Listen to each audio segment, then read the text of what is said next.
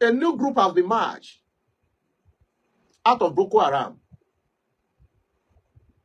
And they have been placed in Kwara State. Awọn jókòó, Antarawa, Ajoko, Ampa àwọn lọ́balọ́ba, Ajoko, Ampe Sunday Igboho, Ajoko bẹ́ẹ̀ là ń pe Eba Gani Adams. Orí ọ̀nà yẹn pé sọ́nà ìsọ̀rí tó yẹ kí gbogbo onílàákàyè ó jókòó kó wò wípé sọ́nà àbáyọ wà fọ́rọ̀ yìí. Àwọn gómìnà iṣẹ́ wọn tí wọ́n kọ́kọ́ ní lójúṣe wọn ni protect the life and properties of the citizens. Ká dáàbò bo ẹ̀mí àti dúkìá aráàlú níṣẹ́ wọn àkọ́kọ́. Láàrin èmi àti ẹ, security vote tí wọ́n ń gbà ṣé wọ́n ná sórí ìdáàbòbò. Gbogbo state wa ṣáà ní social amenities tá a lè pè ní street light àti good roads. Ìyẹn kọ́kọ́ láàhẹ́ lápá àbẹ̀yẹ. Àmọ́ láàrin èmi àti ẹ, àwọn ọba aládé wa ẹnu wọn ò tọ́rọ̀. They have nothing to say. Ló fi jẹ́ pé local government chairman ó supersede gbogbo ọba àti èyí tó jẹ́ first class o àti second class o àti middle class o tá à ń jàjà èmi òjò ìwọ òjò mi. Local government chairman òun ni ó minute sí commissioner for chieftaincy title. Commissioner for chieftaincy title òun ni ó ṣẹ̀ṣẹ̀ submit gbogbo tó bá fẹ́ submit fún governor. Ló fi jẹ́ pé gbogbo àwọn ọba wa wọ́n place wọn under public officers. Ọba tó bá lóhùn ju alága local government lọ irọ́ ló fi pa. Ó lè jọ bí bóyá àbùkù kọ́ ohun tí wọn náà lè ṣèwádìí tó mọ̀ ní wípé ṣé bẹ́ẹ̀ lórí. Nígbà táwọn colonist dé ni wọ́n deregulate ohun tí wọ́n ń pè ní constitution of tradition. Òun ló bí wàhálà dòní. Táwọn ọba fi mú dúkùúkùú láàrin ara wọn wípé kò yẹ kán gbélé síwájú kò yẹ kán gbélé sókè má jẹ́ ńlá olóògùn jìnnà. Regulatory tí wọ́n sáyìn lọ́yọ̀ọ́ ṣé wọ́n pe ọba kankan dá sí? Tí wọ́n fi ní kí Ṣọ̀ún Ògbómọ̀ṣọ́, Aláàfin Ọ̀yọ́ àtolúbàdàn kí wọ́n mọ rotate chairmanship wọ́n pe ọba kankan dá sí nítorí wọ́n ní final say wọ́n ní say. They don't have any say. They are just there to keep our tradition and culture. Wọ́n sì máa ń wúlò fún olóṣèlú lásìkò tí òṣèlú bá bọ̀ láti bá wọn mobilize territory wọn káwọn lè rí ìbò mẹ́. Ló fi jẹ́ pé ibi àyàn àwọn ọba wa sí lónìí péréte ló ń mú ojúṣe culture àti tradition yẹn ṣe. Ààbò ìlú ò sí lọ́wọ́ ọba. Ààbò ìlú kò sí lọ́wọ́ ọba ló fi jẹ́ pé gbogbo ohun tó ń ṣẹlẹ̀ nílẹ̀ Yorùbá lórírun wa péréte lọ́ba lè sọ̀rọ̀ nítorí tó bá sọ̀rọ̀ wọ́n gba ohun tí wọ́n ń pè ní certificate of office kúrò lọ́wọ́ ẹ̀. Wọ́n ṣe kíni wọ́n gbà kúrò lọ́wọ́ ẹ̀ ló fi jẹ́ pé ó lójú ẹni tó rọ́rọ̀ sọ nígbà tí wọ́n mú lóyè Sunday Igboho pé ẹ wá sáìn gbogbo wọn ń wò pé ṣé wọn ní gba kíní kúrò lọ́wọ́ mi. Lóníkálùkù fi ń júbẹ̀ ìwòrò. Àmọ́ mo wá wo interview ba ààrẹ Gani Adams. Wọ́n wá ní àwọn kọ lẹ́tà sáwọn gómìnà mẹ́fẹ̀ẹ̀fà wípé àwọn retí reply. Láàrin èmi àti ẹ, there won't be any reply. Ọ wò pé lọ́nà wo àti nídìí wo, there won't be any reply. Because they are not the one who owns the power of the security scheme of the state, because the police and the soldiers are being controlled by the federal.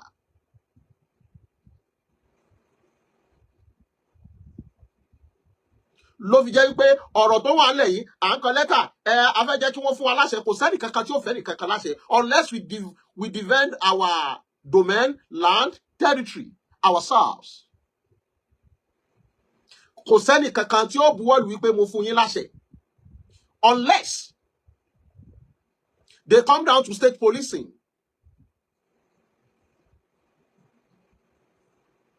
Unless we come back to regional system, unless we divide. If there is no separation, there won't be solution. If there is not regional system, there won't be little breathing space. Regional, yóò kàn fún wa ní breathing space again. But the final solution is separation.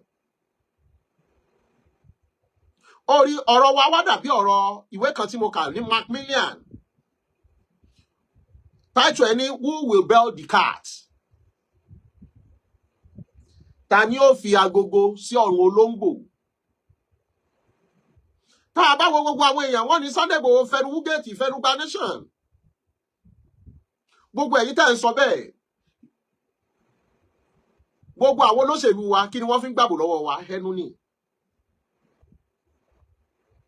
Did Sunday Igboho have the force? And what it requires to have his own nation, or did he have the full support of the masses?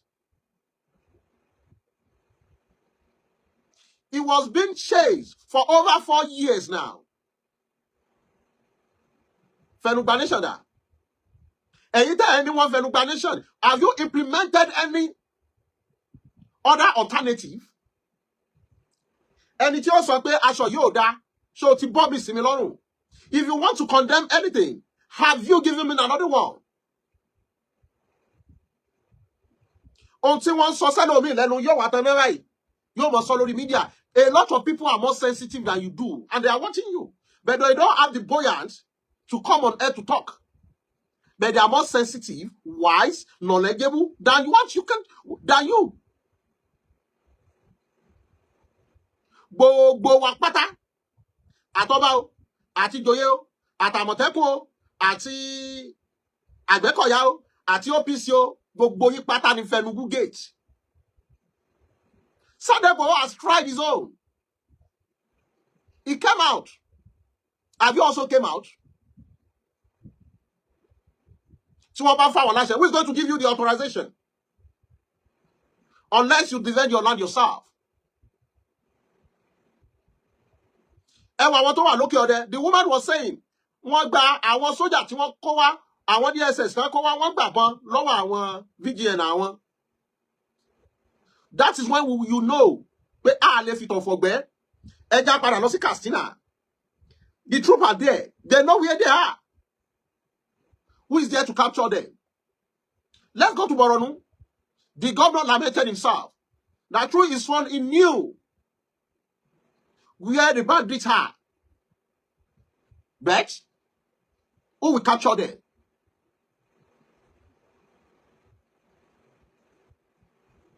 Even if the soldiers are trooping into the southwest, there will be a lot of calamity. Let me tell you, because we don't have the weapon the terrorist group have.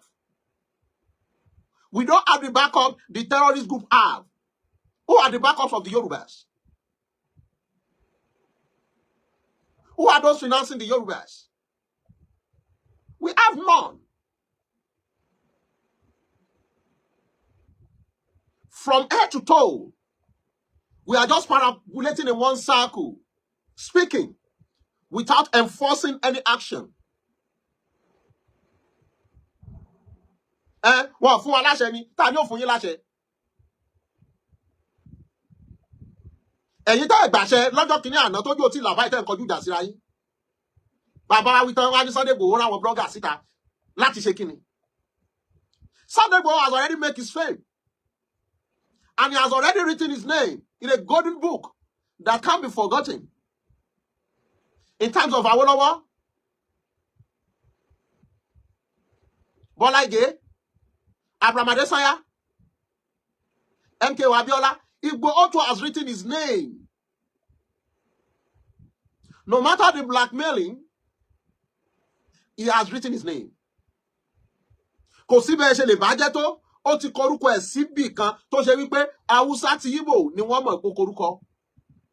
Gbogbo ìtàn fi Yorùbá sọ káàbúrà àwọn tó tí ò gbọ́ Yorùbá wọ́n mọ̀ wípé what are they saying? Orí lọ́dọ̀ àwọn Igbo, they know who is Sunday Igboho. Sunday Igboho, they know him very well.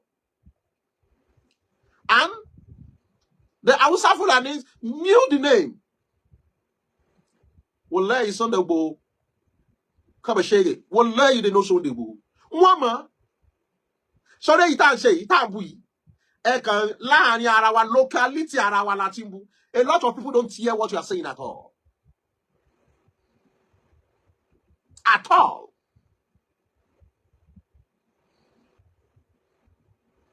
But how can we do unless we come together to defend our land? Because the soldier, we don't have the population in the soldiers in the military camp. No military. We don't have the defense. And no one will give you the authorization. Nobody will give you, because the kings can never sign anything. Whatever they want to sign must be submitted to the Commissioner for Chieftaincy Title before the authorization of the governor. Unless they see the spirit that you are ready to escalate. When the Ogoni people want to defend, fight for their rights, they defend their land by breaking, closing the shell office, telling them Ogoni land must be reformed. That is why they form Niger Delta Development. They give them ministry. Do we have any ministry? Instead of us to sit down, think deeply, what is the way forward? And didn't it? Can you please give me an evidence where Sunday Igboho has insulted Areba Gani Adams? No. Sunday Igboho now a blogger daddy. Which blogger? How could he coordinate them? What are the connections between them? Bringing out his name, does he fetch him money? A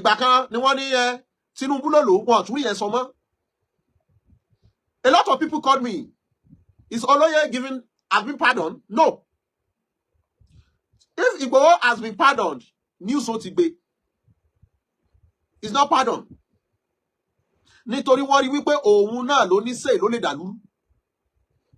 Láti wí pé I won't accept whatever you gave me down. It's not being pardoned. We are all writing history. And those who can testify to it are still on heart. So, what can we do? We face one way. Here it's clearer. Nobody, no governor, no king will give you any permission. No, none of them will give you permission. Unless they see the effronteries and the spirit in you to defend your land. At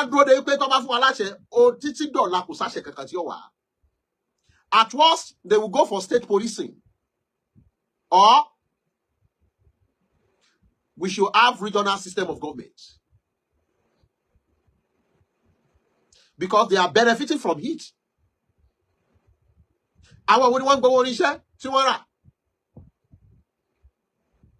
And let us clear something straight.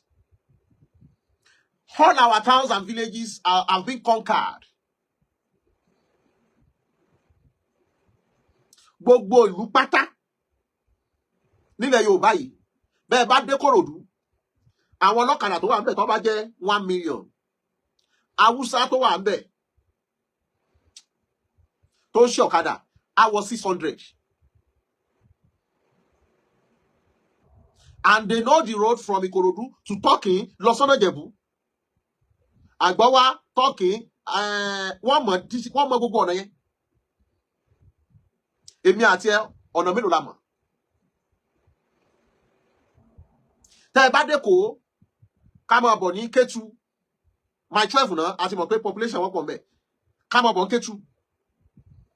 Throughout our land, ká wá sí Ìbàdàn, ká wá s'Ọ̀ṣun, ká lọ s'Oǹdó, ká lọ s'Èkìtì.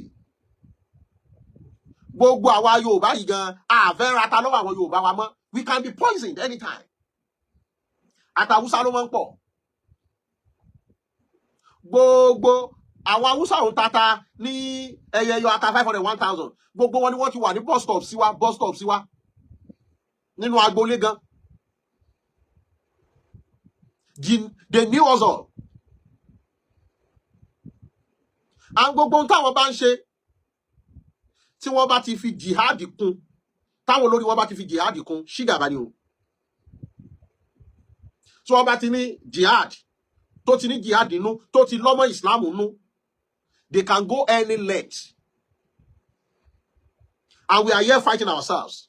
Ṣé wọ́n ṣépè fún wa ni? Akítọ́ látàwọ́ lọ́wọ́ wọ́n ṣọ̀tá torí kálukú fi sílẹ̀ Ọlọ́run wọn. Abíọ́lá Yorùbá wà ní àwọn tó dìtẹ̀. Bàbá Káṣímọ̀ wò kí wọ́n tó dẹ̀mí ẹ̀ légbodò.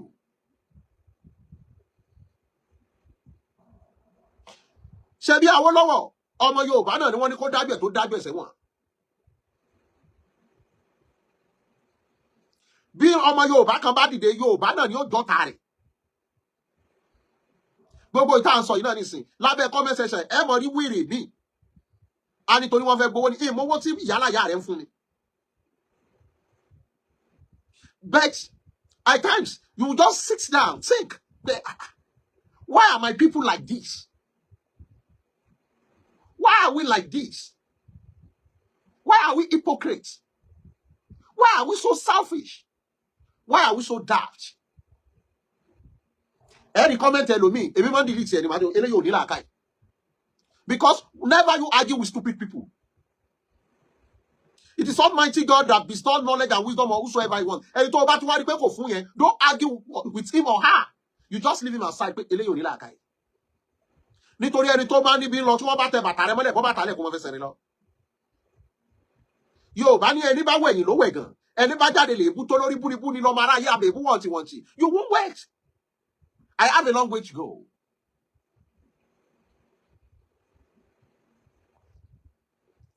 We are being conquered. Kanu pariwo, Igboho pariwo. Let me tell you, àwọn olóṣèlú wa, they are using us as trade by barter. Trade by barter. Pàṣípàrọ̀. If you give us this, we will give you this. If you give us this, we will give you this. They can never, till 2027, there can never be any good action concerning Boko Haram or bandits till 2027. Because if there is any serious attack against them, they may use that against Tinubu in the northern side. That is why there may not be any good implementation. One power for our bandits, one for lowo. Is it not Colonel Danjuma said? He's unhappy concerning the situation in this country. That wherever there is a coup of bandits, believe me, those in power knew much about it. Àṣẹ fún bandits lówó tí wọ́n track here, tí wọ́n mọ̀. Tọ́ba kó fún bandits. Àwọn numbers ẹ̀ wọ́n mọ̀ bí wọ́n mọ̀ bó ṣe ná, wọ́n mọ̀ àwọn tí wọ́n ná fún. Ṣé bí wọ́n fáwọn bandits lówó, wọ́n mọ̀ bí wọ́n ṣe ná. They are doing video. Why don't they trace the number to know who they are spending it to? How is it coming out? No, they know what they are doing. But Borno State Governor said, I knew the handout of all the bandits at Boko Haram, but if they could give me the power of controlling the soldiers and the police, the security agency, we will capture them. But who will give you? We are not deceiving ourselves in this country. How buoyant Gumi could come out to tell you, negotiate with the bandits. And no one could call Gumi for questioning. Because they know if they do, it will surely escalate.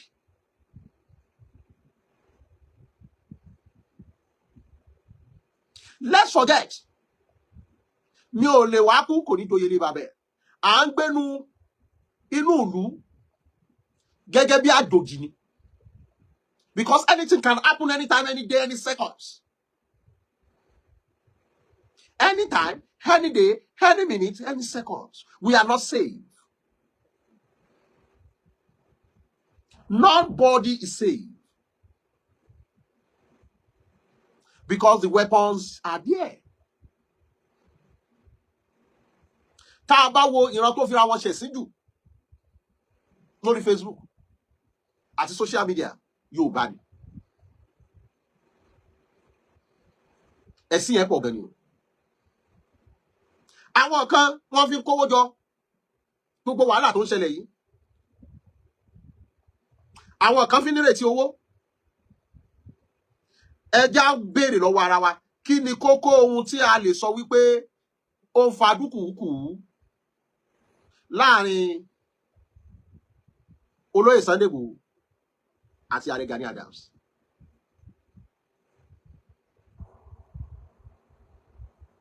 Ẹ ní rí tangible reason kan ọ̀rọ̀ tí wọ́n bá sọ ọ́lẹ̀ gan wọ́n lè ní wọ́n ní Igboho sọ pé wọ́n sọ pé wọ́n ní adẹ̀fín fi ẹ̀mí ara wa adẹ̀fín ṣeré. Ìwọ̀nba lágbára àwọn ọba wa ló fi jẹ́ pé ọba kìíní kan tóbi ọba kìíní kan tóbi. No, none of them have power more than the jurisdiction.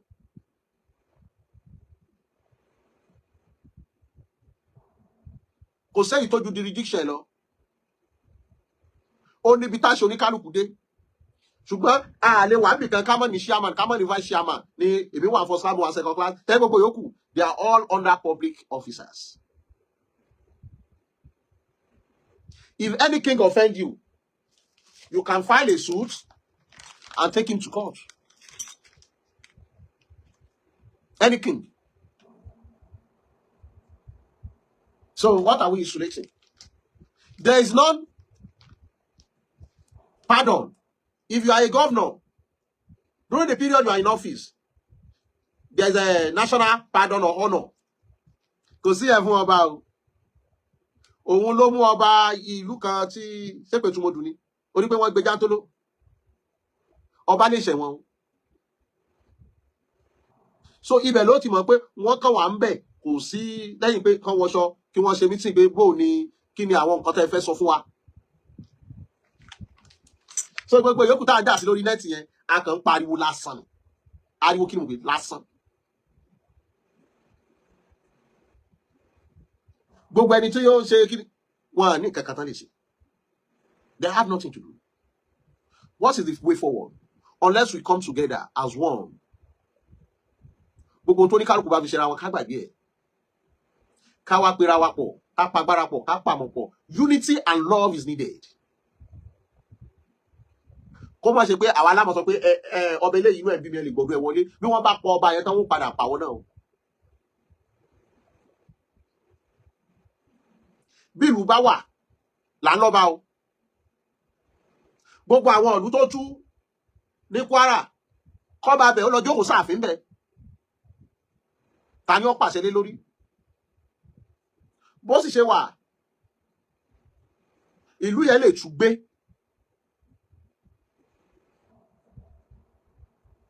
Táwọn mi ò mọ̀ ṣayé lọ́mbẹ̀.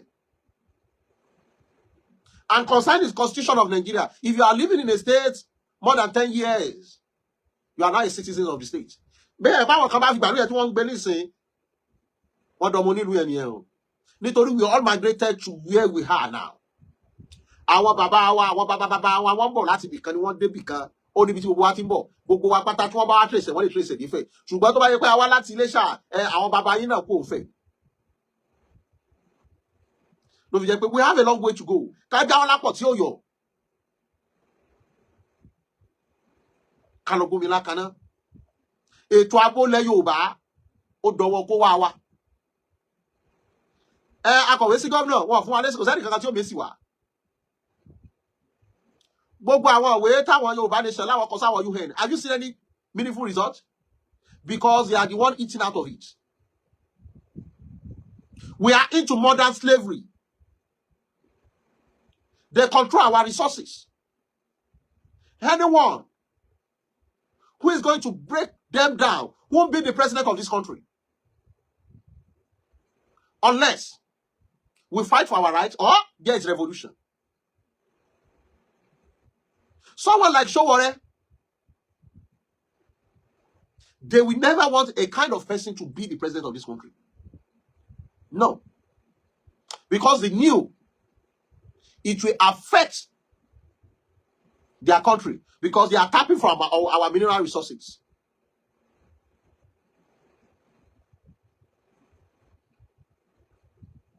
Our wealth, our sweat. We are into modern slavery. They dismantle us. Who are those producing the gun? Who are the suppliers? Are gun made for hunting? AK-47, are they made for hunting? Are all the rifles made for hunting? They are made for war and battles. If you have a rest of mind, who will purchase them?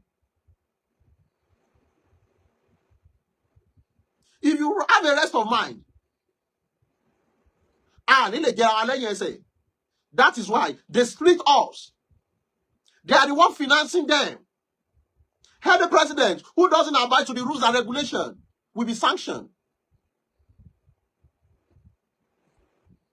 Ibrahim Tore. Until we're in fault to overthrow the government, that is when they are having progress. Ibrahim Tore. Gaddafi was killed because of the liberation of the Africans. Ogun international. It is through the international community.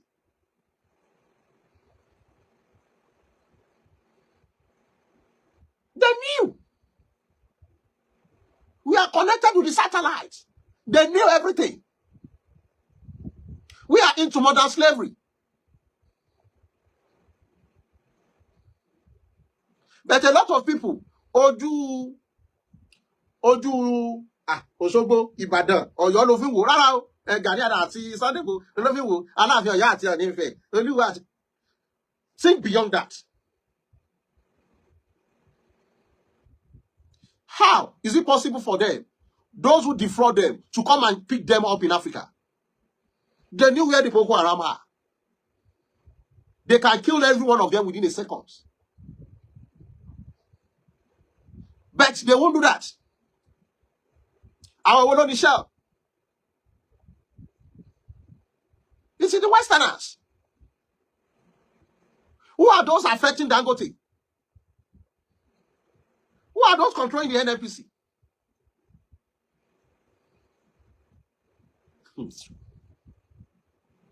Ṣùgbọ́n Yorùbá ní Èdùmàrè má jẹ́ kẹ́ni tó gọ̀ ògbọ́n.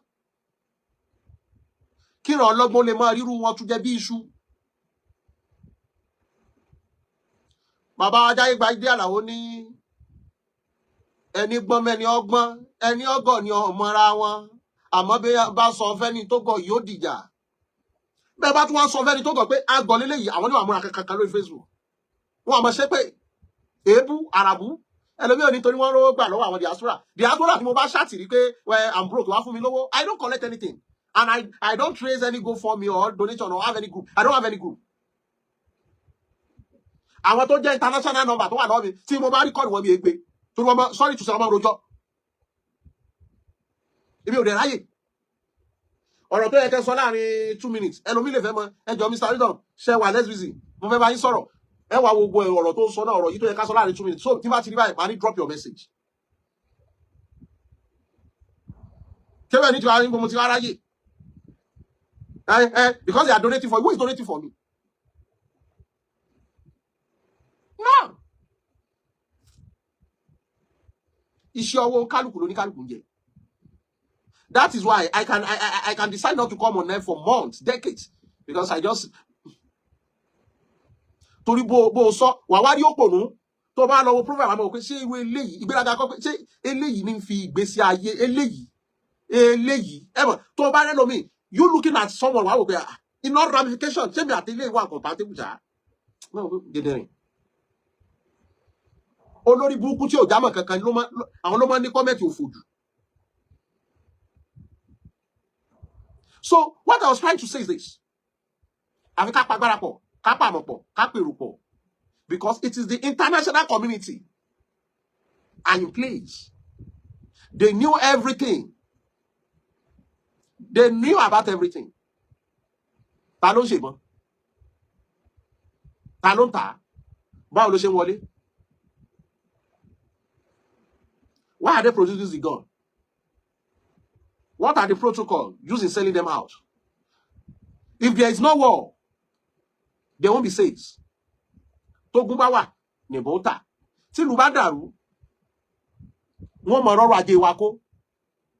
Ẹ mọ iye ọrọ̀ ajé tó ń kó Nàìjíríà. Dangote ṣí refinery. Ṣé rò pé àwọn kánkọ́sì? No, they are not the kánkọ́sì. It's the international community.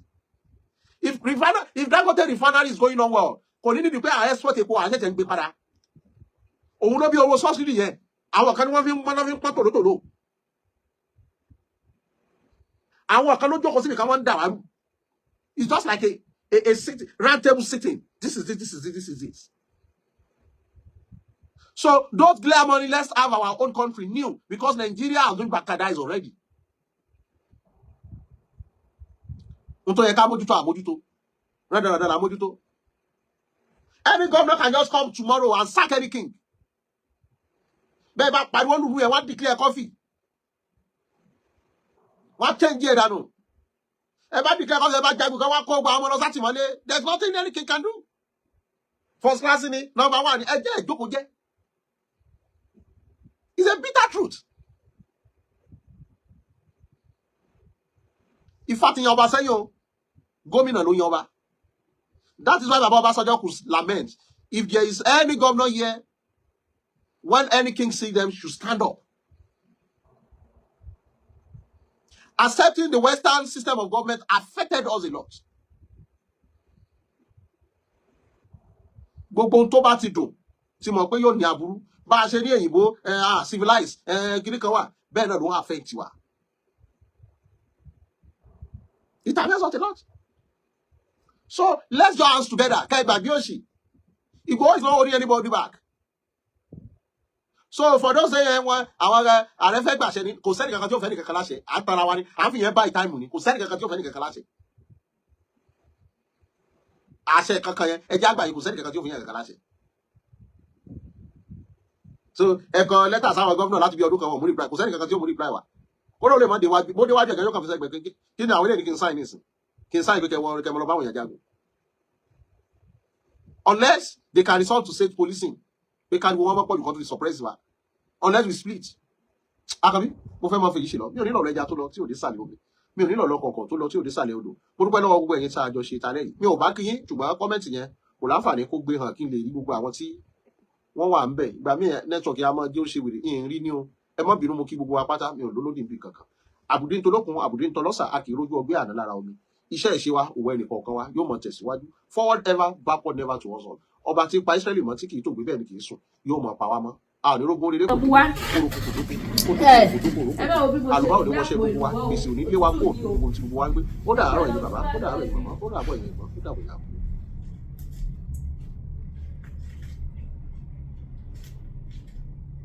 Ẹ gbádùn ayé yín. Ẹsẹ̀ kọlẹ̀ wá dànù. Ẹsẹ̀ kọlẹ̀ ẹsẹ̀ dò. Mẹ́tẹ̀ẹ̀ta tó wà available lélẹ̀. Wàá po sọ́dọ̀ mi ń bí bàmá lè máa rí fi display. Wàá po wá sí bíbá. Òun ni mẹ́tẹ̀ẹ̀ta tó wà available for now. Òun lélẹ̀. Ti diabetes, ti manpower, àti ti high blood pressure. Gbogbo ẹ̀yin tó jẹ́ wípé àsìkò tútù báyìí, ó máa ń wù yín kẹ́ ṣe ọmọ, kẹ́ dóbò dáadáa, kẹ́ gbádùn ara yín, but body ò jẹ́. Ẹ má dára yín láàmú, ẹ fọkàn balẹ̀. Ẹ trust me, tí bá sọ fún yín wípé ẹ relax, ẹ máa dóbò kọjá bẹ ṣe expect. Ṣẹ́rí abẹ́ tó tutù yẹn ẹ gbọ́ agbóná. Ṣẹ́rí abẹ́ tó rìn yẹn ẹ gbọ́ agbẹ. Òun ni ó tẹ nílò ní. Ọlọ́run alààyè ń gbọ́. Ẹ kọ́ ra gbẹlúra. Kẹ wá wo dán. Tẹ bá ń gbọ́ idán gọ̀gọ̀ idán tó gbáàsì, idán tó mú yes, idán tó lè kú. òun ni confirm ni mo sọ fún yín gbogbo ẹ̀yin tó jẹ́ wípé tẹ́ bá ti ṣe ẹ̀kọ́ báyìí that is the end for that day èmi sọ fún yín pé kò ṣe end fún that day ẹ wo bí túmọ̀ ẹ ṣọ́ra ẹ tún padà sí kẹ́ bẹ̀rẹ̀ iṣẹ́ yín ẹ tún bẹ̀rẹ̀ iṣẹ́ yín ẹ lọ ẹ máa rún bọ̀ ẹ bá ṣe gbẹlura sí ni tẹ́ bá dẹ̀ wá gbẹlura pọ̀ tó jẹ́ normal náà lẹ ṣe ẹ ṣì lọ ẹ̀mẹ́ta kò dẹ̀ ṣe sáré dálẹ̀ ẹ máa last long ó máa jẹ́ kẹ́ lè last long kí nǹkan yín ọmọkùnrin yín kó dìde dáadáa kó le dáadáa ó máa jẹ́ kó le dáadáa kó pẹ́ kì í ṣe tó máa sáré le tó máa padà sílẹ̀ no ti high blood pressure lélẹ̀ ti diabetes lélẹ̀ ṣẹ́rẹ́ ni ti diabetes bá ti pẹ́ ní ara ẹ̀ 2 pack ló máa lò ṣẹ́rí diabetes tẹ́ ń wò yẹn kan tó ní agbára ní àìsàn tó lágbára ni mo dẹ̀ gbàládùra gbogbo ẹ̀yin tí diabetes bá ṣe ọlọ́run adáwọlé yẹn á lọ ṣẹ́rí diabetes ó dẹ̀ tún jẹ́ oògùn kan tó àìsàn kan tó máa ń já oògùn that is why tó bá yẹ pé ó ti pẹ́ gan lára yín tẹ́ ti ń bátù pẹ̀lú ẹ̀ ẹ ra méjì